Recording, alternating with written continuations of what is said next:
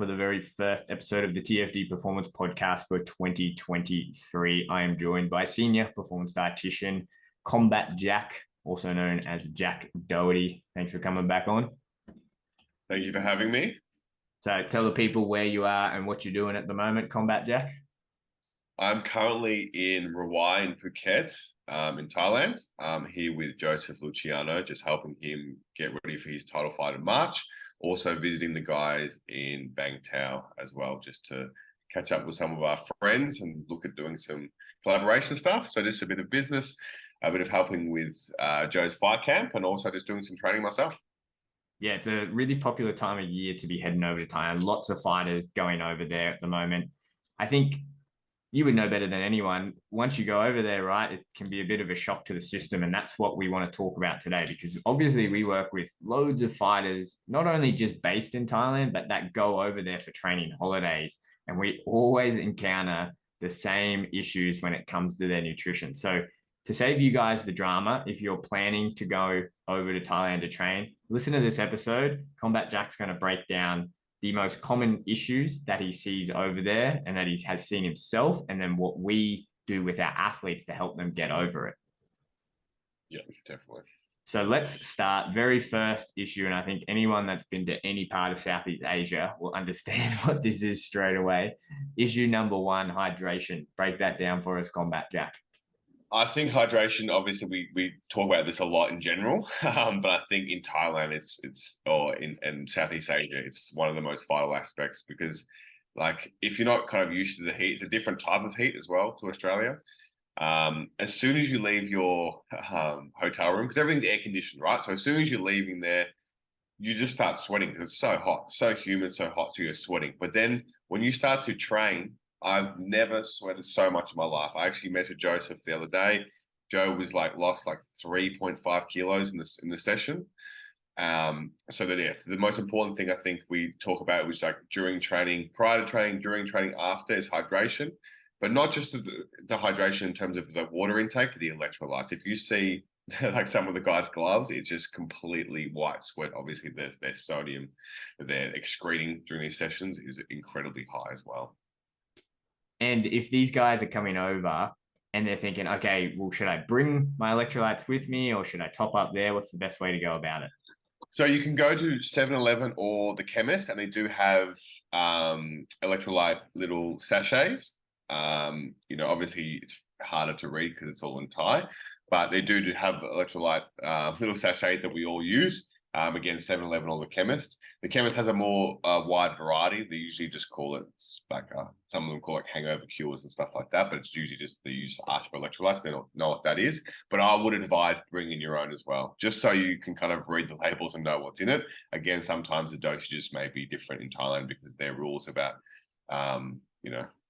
dosages and stuff is not as controlled as in Australia. Obviously, there's a lot of Gatorade choices, but I don't think Gatorade's electrolyte kind of profile is nowhere near close enough to get back in what you need. So I would bring something from home, but also there's an abundance of choices here because obviously everyone knows how important it is. Let's talk about the profile then, because obviously when you go to a lot of these places, you'll see people drinking, say, coconut water or things like that in order to hydrate. Talk to us about what actually is the most important thing, especially when you're training and you're losing all of that sweat. Yeah, so obviously we got to think about the sodium content of obviously the electrolyte supplement you're taking. But the thing about that also in Thailand is that what you'll realize very quickly is that any sauces they have on their food is bucket loads of sodium. So if you're eating a traditional Thai diet of the chicken and rice or the meat and rice, stuff like that, there's a high level of sodium in that as well. We've found here, we've kind of, when me and Joe first got here, we're discussing that over lunch about what he needs. He's a very high sodium excreter, and he obviously has a very high sodium intake at home as well. So we kind of just see how he goes in terms of training and stuff like that. But I think what we really try to monitor is mainly just his sodium, what he's intaking through the electrolyte supplements we brought from home, which is from training. And then we kind of just monitor it, how he's training performance, how he's feeling throughout the day. But again, the most important part of it is sodium, especially in Thailand. Yeah, would you recommend guys do any heat acclimation before coming over? Like obviously, like you said, it's way hotter and way more humid than what we know here back home. This time I found it, I definitely would. I think back home I was training in a gym, which was a warehouse. So, especially in summer, I was kind of a little bit acclimated. Not nearly as acclimated as I'd like to be. It's incredibly hard and incredibly difficult to kind of get adjusted in the first couple of weeks. But definitely, if you can do some sort of acclimation, I definitely would advise it because you just got to understand that the training here is incredibly intense. And also the heat, it can be just as intense as well at the same time. So if you can, definitely do so. Let's skip over to the next point then that comes off the back of the intensity of the training. Everyone knows when you're doing that really intense training, the last thing you want to do when you finish it, when you can barely catch your breath and someone's been kneeing you in the guts and punching you in the face for 2, if not 3 hours, because these sessions are really long, right? Is that decreased appetite. And that comes from a factor of two things. It comes from a factor that the training is incredibly hard and being in the heat is an actual appetite suppressant. So talk to us about that. Yeah, I feel like a lot of people, obviously come to Thailand for kind of to get into the best shape possible, especially during fight camp. Obviously, because of you can live the lifestyle. A lot of people aren't working over here or they're working online. I find that a lot of people, the training starts usually generally at a lot of Muay Thai gyms. I would say specifically around 8 a.m. to 10 a.m. So most of the time, people will sleep into about 7. You get up, you have a coffee. You may, depending on your gym, go for a run beforehand, and then you start training. So you don't really get to fuel yourself pre-training most of the time. That's what most people don't do. And then basically by the time you finish training, you really want to go home straight away and make sure that you're dead oling and making sure the staff is on a thing because there's a lot of staff in the gyms here. But by the time you're eating, it's about 11 a.m. And then most people have a nap. So the thing is that the people's intake dramatically decreases. And then a lot of people think that's a good thing. I'm leading up very quickly, but their training performance is just slowly getting worse and worse, and their output is getting decreased and decreased. So I think that's a big aspect of that is kind of making sure that you're structuring your intake, making sure that you're getting enough fueling to for your training sessions because you're just not going to get the most out of your trip. By the end of it, you'll be completely burnt out. You're not recovering. You're not giving the muscles needs for recover or to gain and stuff like that. So I think in Thailand, it's very important to structure your meals. I think it's also very important to, I know people are scared of carbohydrates and stuff like that and sugars, especially haven't seen someone drink a full sugar Gatorade for a long time, but implementing things like this, like, easy, like a lot of fruit shakes we have over here to make sure if we're not hungry, we're getting that carbohydrate kind of throughout the day. Fruit shakes, fresh fruits always in the cart downstairs, and also we do implement stuff like full sugar Gatorades to make sure that we're constantly supplying our system, replenishing the glycogen, and making sure we're fueling sessions. And then even what we'll talk about as well is the intra workout carbohydrates. So most of the sessions, as we said, go for about 2 hours. So after a certain point, depending how hard the session is or depending how long it is, because some of them can be 2.5 to 3 hours, implementing carbohydrates during the workout to make sure that we're going to get the most out of it as well. And just touching on that point there where you're talking about staff, that's obviously a big problem. And you see that a lot in any environment where it's really hot, humid. It's just the perfect breeding ground for it.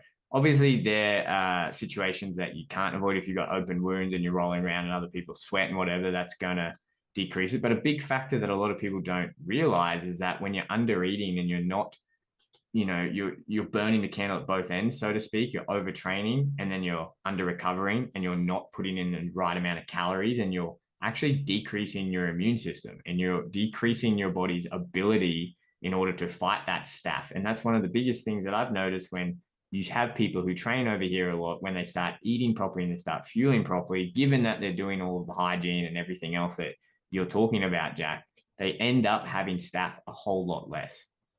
Yeah, and on top of that as well is talking about monitoring your training load because obviously the Thais do it a certain way. So the Thais traditionally train twice a day. Obviously you do pads a lot and stuff like that, but a lot of people come here from training at home a certain style and come here and they're not monitoring their load. They're doing 2 a days, 6 days per week, maybe coming off 1 a day. So it's very important to monitor your load, how you're feeling, making sure your sleep is on point, make sure you take a session off when you need to. Obviously, some of the Thai trainers will give you a bit of shit if you don't come to training all the time. But I think that's one thing that I see here a lot is people not monitoring their load, or kind of, having a concept of like, I'll get here the first week, maybe I'll do 1 a day or 2 a days here and there, kind of getting the body acclimated to the training specifically, and then kind of ramping it up. That's what I see a lot of people do there. People's hips are frozen, their back's sore, there's a lot of different things. Let's talk about the food options once you get there, right? So we appreciate that, yes, you do need to stay on top of your food. There's a lot of things that'll inhibit your ability, and physiologically you may not be feeling it. Let's say you get to a point, you go, yes, I know I need to stay on top of it. What's it actually like when you get there? What are the food options that you have available?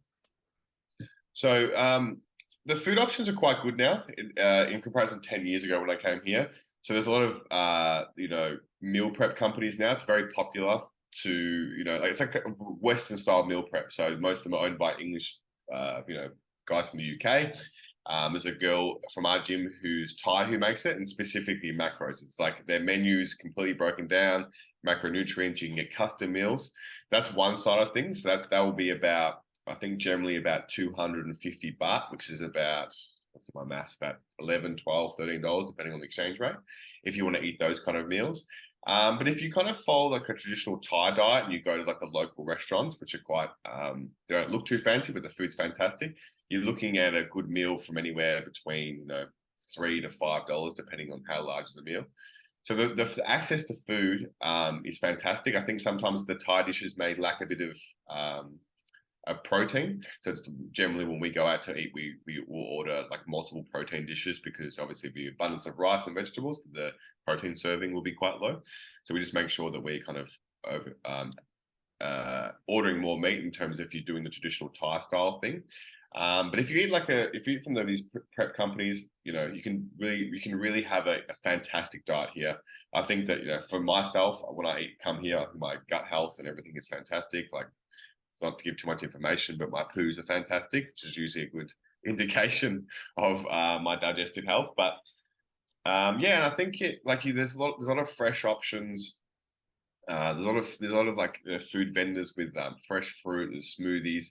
I would advise something is to bring supplements from home, so like protein powders, creatine, stuff like that, because it is quite expensive here for some reason. You can get like protein shakes, but to buy like protein and creatine and vitamins and minerals can be a bit more expensive than back home. So if you're going to be here for a while, definitely chuck that in your luggage before you come. So financially speaking, we're saying if you want to eat from traditional Thai places, anywhere $3 to $5 a meal. And then if you're going with the more English Western style food prep, anywhere between like $10 and $13 a meal. Yeah, and now there's a lot of restaurants here owned by Westerners. So if you want to have you can go to a breakfast place, and if you want like a full English, or you want, a avocado, feta, and toast, you can have that. But that will be probably like $8 to $10 at a restaurant as well. So you can go really Thai, you can go quite Western now, because there's a lot of Western owned restaurants. So depending how you want, but you can. I know people here live here for a year, and they kind of eat off $15 to $20 a day, and their accommodation is probably the same as well. So you can kind of, depending how luxurious you want or what experience you want, you can kind of live whatever you like. So let's just say for guys who are going out and they go, I want to just get a meal prep for lunches, make it easier. So I'll do the English, but I want to experience Thai, but I want to make sure I'm hitting my macros. What are your go-to Thai meals when you're going out to restaurants or going to little spots? What are some common meals that you can get? And then how do you bump them up to better hit your training macros? I'm just trying to think about the English version of what the Thai names are. Like, we eat pad see ew, which is like a rice noodle and chicken. You can go it's like the traditional dishes. Like, obviously a lot of people go for like fried rice. There's pad see ew, which is the rice noodles. We just generally, basically, what me and Joe do, we usually just order like pork neck, chicken off the bone, just like a protein source of any time. We go to a lot of barbecues here, and then we'll order like sticky rice on the side just to eat like that. So you can kind of like gauge how much you're having in terms of that.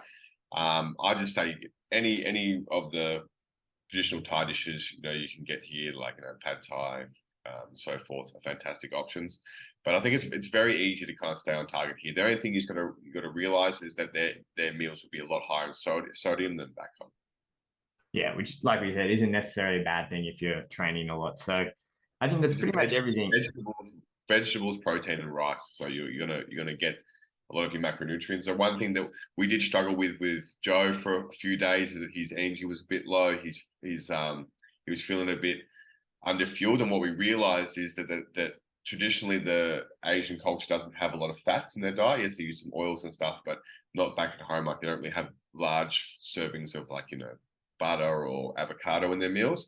So one thing that we did find is that we had to actually up Joe's fat intake to make sure that. So over about 3 or 4 days, we just increased his fat content of his meals, and then he was back to feeling fantastic within about 3 days. So that's one thing to be aware of, is the fat content of these meals is quite low in comparison to the same Western meals. What are some of the things you're doing to bump up that fat? So basically, we started using a meal prep company. So I'm using at the moment. Joseph loves ghee and avocados. We're just adding some extra avocados to every meal. A lot of ghee to the meals. So basically, just adding just large amounts of fats to his lunch and dinner. And then in the morning, we go out. We have like a 4 to 5 egg omelet. Usually on the side of that, we'll have a granola and fruit as well. So we're getting the fats from the granola. Maybe we'll have there's got some natural yogurt here, which is like a full fat yogurt, and then obviously avocado and ghee to lunch and dinner. Yeah, awesome. I think that covers pretty much everything. So I think if you were to recap the biggest points, if young person listening to this, not even young person, any person's listening to this, they're going, I'm coming to Thailand. I don't want to absolutely cook myself because I know a lot of people do that. Sum up in 30 seconds what your top nutrition tips are for them. Hydration, make sure you're checking the color of your pee. I know it seems a bit old school, but it's a very good indication of your hydration status. That's how I kind of gauge it here. So make sure that you're prioritizing your water intake throughout the day. Make sure you have an electrolyte supplement. Make sure you're trying to eat enough. If your appetite's not there, make sure you're getting liquid calories in. One big thing is make sure you wear sunscreen and stay out of the sun, because you get heat stroke like I did and be severely depleted for 2 days and feel depressed. But other than that, just really make sure that you're on top of your hydration, getting enough calories in, and monitoring your load initially if it's your first time in Thailand. And also just enjoy the beautiful culture. The people are amazing here, very welcoming. They look after you if you look after them. Obviously, tip people, be generous, and you'll have a fantastic time. That's awesome. All right. If you guys have any more questions about that, you can hit up Jack on his Instagram at the Combat Dietitian. Hit him up. He's a wealth of knowledge when it comes to Thailand. I know it's the season to be doing it. So we'll chat again soon. We'll let you get back to training.